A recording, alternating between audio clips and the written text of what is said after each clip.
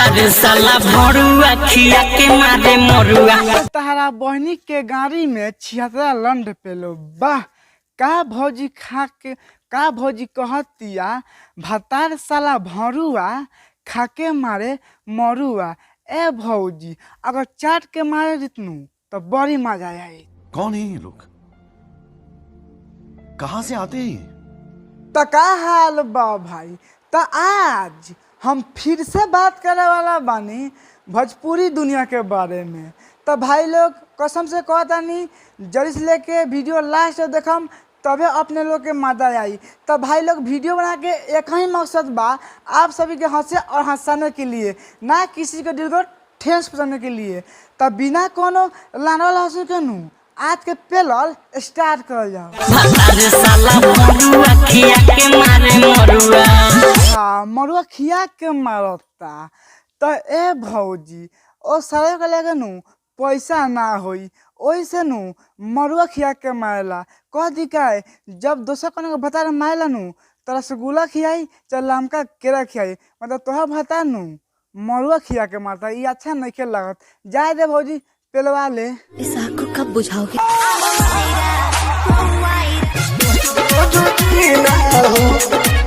भौजी इतना कमर ना हिलावा हो हम पेल देम नू तो टकले रह जाई, मतलब ना देखो तनी भाई लोग तनी देखी स्क्रीनवा पर भौजी कैसे कमर हिलावतिया। मन करता नू तो मैं पेल दी कि रुक जाओ।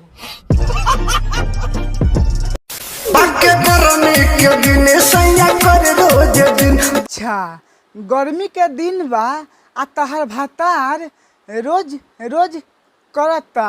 तो ए भौजी तारा दिक्कत बका, तारा तो खुश रहे के चाही कि तारा भतार नु रोज रोज गर्मियों में करता।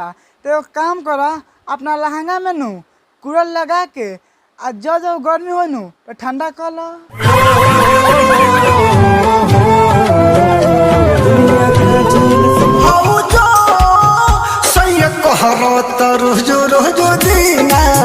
अरे तहरा बहनी के बूढ़ में छुछुनर के लंड पेलो वाह तहर भतार रोज रोज करता।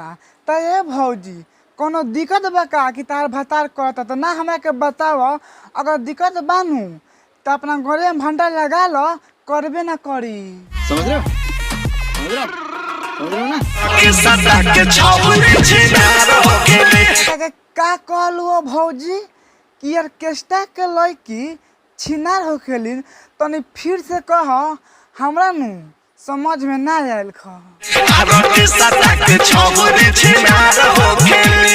अरे बुढ़ छुछू न वाह तू बहुत अच्छा बात कह लिया।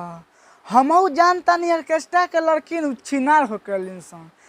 तो का उ लहंगा उठा के देवलिन सन सार तने से तू कहता रह, मतलब ना सुनता नहीं भाई लोग। इस सबके पता बानू कि ऑर्केस्ट्रा के लड़की नु छिनार होखेलिन सन। भाई सब कोनो ना होखेलिन सब पर कोनो कोनो जरूर होखेलिन सन। तो मगलो से नु मुँह तो देवलिन सन। कैसा लगा मेरा मजाक?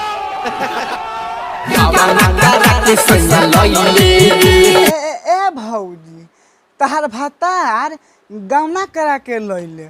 तो ए भौजी करावला के बाद में मतलब घरे लिया के का कइले, पेलले कि छोड़ले? कौन है ये लोग, कहाँ से आते हैं? भौजी जब तू हेते हेते देखबू तो पगलहे ना तका ऐसे रह जाइ हन कि बाद में उनकनु उठबे ना करी।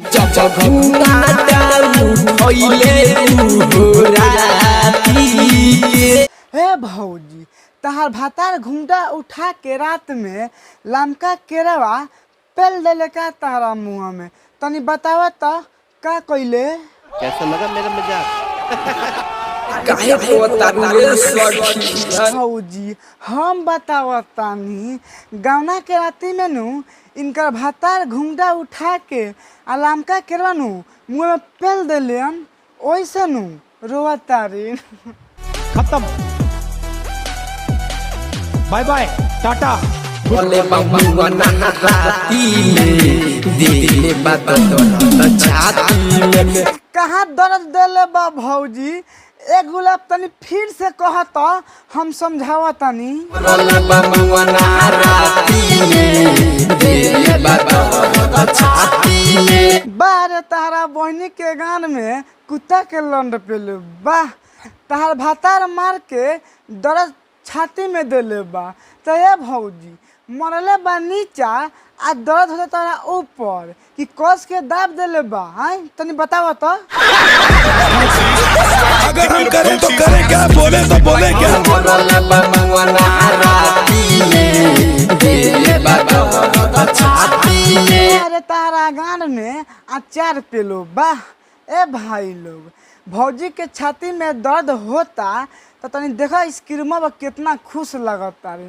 लागता नु इनका दर्द नहीं होत, इनका नु पेलवाला से नु बड़ी मजा होता, उनती नु खुश होता री। समझ रहे हो? खबो जवानी हटा के दुपट्टा। अरे छुछुनर बा गधा कलर ना देखबो तहरा बहनी के गान में छेद पेलो मतलब ना सुनता नहीं भाई लो। भैया कैसे कहता रे अपन लहंगा उठा के देखाओ लंड। कैसा लगा मेरा मजाक?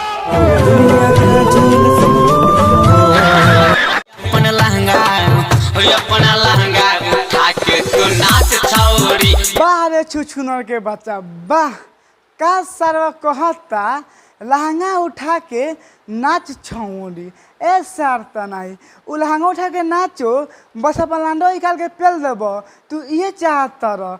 ए भैया तू गलती से नु ना मतलब ऐसे ना कह ना तो भौजी ता मुँह मुत दी तो मान जीबो।